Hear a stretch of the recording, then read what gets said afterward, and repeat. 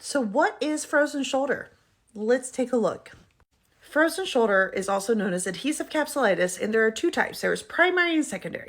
Primary happens because there is something systemically that is off. Think thyroid, hormones, diabetes, something that is making you a little bit less optimal.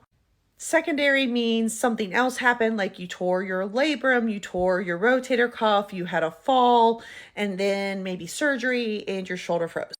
So your shoulder joint is called your glenohumeral joint.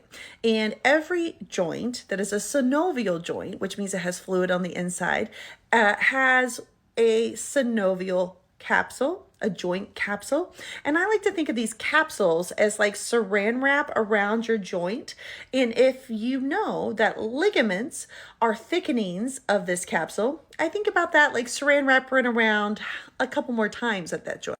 Adhesive capsulitis happens when there's an increased fibrosis or thickening of this particular capsule and the ligaments. Specifically, there is a coracohumeral ligament, and your long head of the bicep comes up and in there.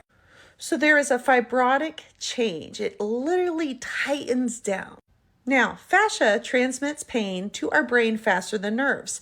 So this connective tissue, as it tightens down and becomes irritated and inflamed, is actually quite painful because fascia transmits pain to your brain faster than nerve. Here's a little snippet from a research article. Frozen shoulder occurs when the ligaments of the shoulder joint become swollen and stiff. So the entire capsule, but specifically a piece on the front called the coracohumeral ligament, and the long head of the bicep goes up through. Now, these fibrotic changes can happen in people that have diabetes. We know that in diabetes, there's a higher rate of inflammation. It's almost like because your pancreas isn't being helpful, it's all your body can do to deal with that glucose. And also there's impaired circulation.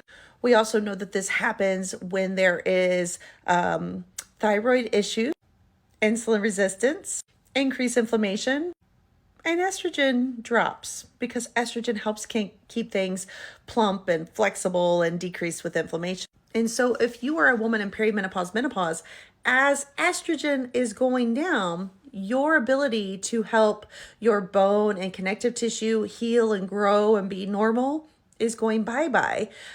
You also will have increased inflammation because estrogen helps reduce inflammation.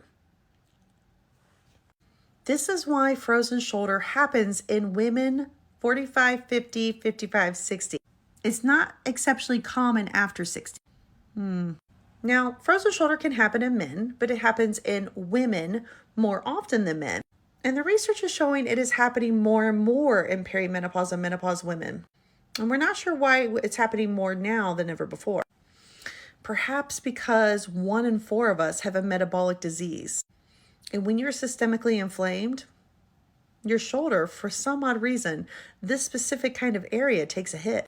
The fascia gets angry. It's like an angry elf.